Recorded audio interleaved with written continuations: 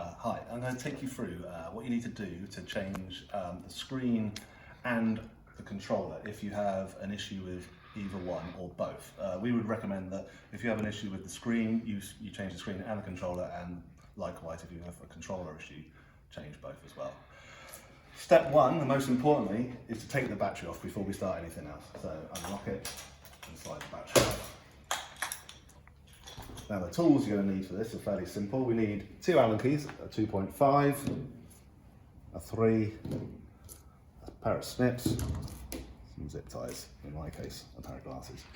We'll go through the screen first. The screen's really simple to remove. So in the wiring loom sock here, I'd snip the top zip cable, zip tie, and follow from the back of the screen the cable down to the connector.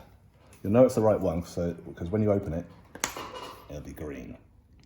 Now, obviously, when you reconnect this, you do it in reverse. Just be careful to line up. There's a little locator there, which lines up with a slot there. So line them up like this and then push them together. There are actually arrows on the casement of the connector, which you need to line up. I don't know if you can see those on the screen, yep. But they're sort of in the same place as these two little lugs here. Then to take the screen off, for the actual screen there's 2 fixings. This is for the size 3 Allen key for these 2, and then the actual little fun control unit uses a size 2.5 Allen key. I won't actually do it, but it's relatively simple to do that. Then you can replace the screen at that stage, but don't put the battery back on until you've replaced the controller. It's vitally important that you change both at the same time, because here's the bug in the system. If the bug's in the controller, it could send it to a new screen and vice versa. So it's best to, you have to replace both before you put the battery back on. The controller is located in this little box here on the newer versions of the bikes, and that needs a 2.5 Allen key to take these little screws out. I generally just take 3 of them out. I've pre-loosened these, obviously, to shorten the video time. And then loosen this off about halfway, and you can conveniently just slide that around like that. Before we start disconnecting in here, there's one connection to disconnect down here, which is the main connector that goes to the motor. On a 750 it looks like this with a little screw bit in the middle. So we'd have to snip the wire, the zip tie there, being careful not to snip the brake line. Then undo these. And they come apart after a while. There you go. And then you can, a few more turns, then you can pull it apart, hopefully. It's quite tight sometimes. There we go.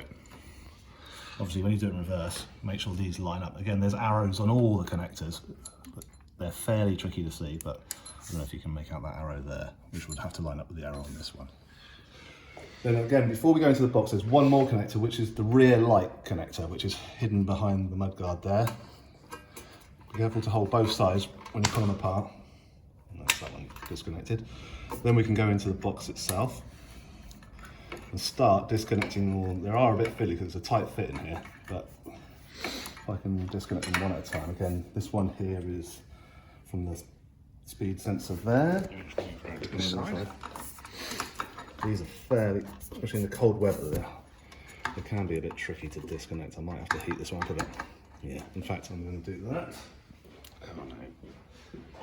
I should have said you might need one more tool. In this case, I'd recommend a hairdryer or a heat gun, but I'm just going to use a lighter because I've done it loads of times before. If you just warm up where they join, they come apart a lot easier. This one's the battery, the yellow connector there. And then it's a bit fiddly because the others are underneath. You may need to snip some of the cable ties underneath. Under here, be careful again not to snip anything other than a cable tie.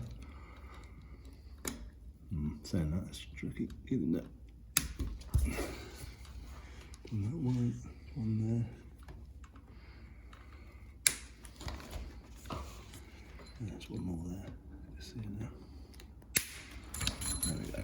So this is the main feed, the wiring harness up to the screen and the brakes. So take that one apart. Yeah, I think the nut on there you have to feed them back through the little hole in the bottom of the box. Done that one, done that one. There we go. Poke that one down through, then I put the battery one out of the box at the bottom, because the only way you can get the main controller cable that goes to the motor through is by removing all the others first. There we are. Then this one, which is a big, this one here, sorry, is the biggest one. Oh, it's got one more tie on it typically.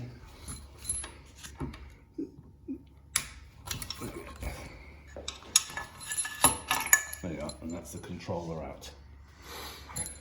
Now, obviously, to put the new controller in, you do all of that in reverse, but poke this one through first, the biggest one, and then sort of feed it towards the back, and I generally connect it straight away. And like I say, you line the little arrows up. So push it so it won't go any further, then screw those tight. And now, then I'd put the battery one from underneath the bike through the hole and connect that up. And the other one that comes inside the box is the one from the little speed sensor by the crank there. So that comes inside the box, like so, and connects with the male yellow one. There we go. Make sure they're lined up like that. There you go. It's a bit fiddly. There we go. They push nicely. So don't force them. If they don't want to go, you haven't lined it up properly. Then this is the fiddliest bit, because I've got to connect this one to this underneath the bike, and also this one to this in this area here. So we need to poke those through. It's a bit of the fiddliest bit of the lot, making sure that one comes out there. There we go. Tuck all these neat like this, and this one can connect onto here. Oh, I'm going to put my glasses on for this bit. Sorry. There we go. Yeah, nice fit. Now, this, because it's underneath and it's in the shadows as such, it's hard to see the arrows, but there's an arrow there. Let's see if I can see the arrow on this one. There it is. This one you've got to make sure they line up. There you are, I've got it first time, which is quite convenient. And then you push it until it won't go any further. And that's all done. Obviously now it's time to zip tie everything back up, so you'll want to zip tie through there. You probably want to zip tie to hold this through here, but that's all common sense really. Then put this back in, make sure it's flat, make sure these are tucked in neatly, not too many creases in them, that's like that. And because you've left this on, it's easy enough just to slide that back, hold it flat. Then I put the one diagonal in first, but don't tighten it all up, because if you tighten it, sometimes the other two might not be lined up. There we go, so get them all started. Like so, and then it's the size 2.5 Allen key. So tighten them up. There we go.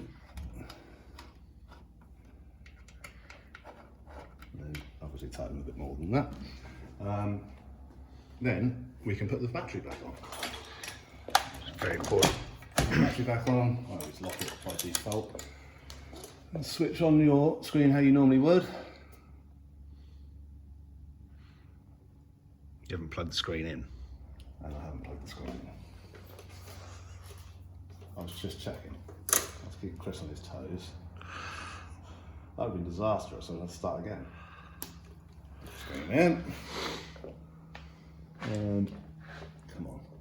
There we are, we're alive. And hopefully that will sort out the issue. I'll do another video as well in a minute to show you how to reprogram the screen, because you might need to do that if it's a brand new screen.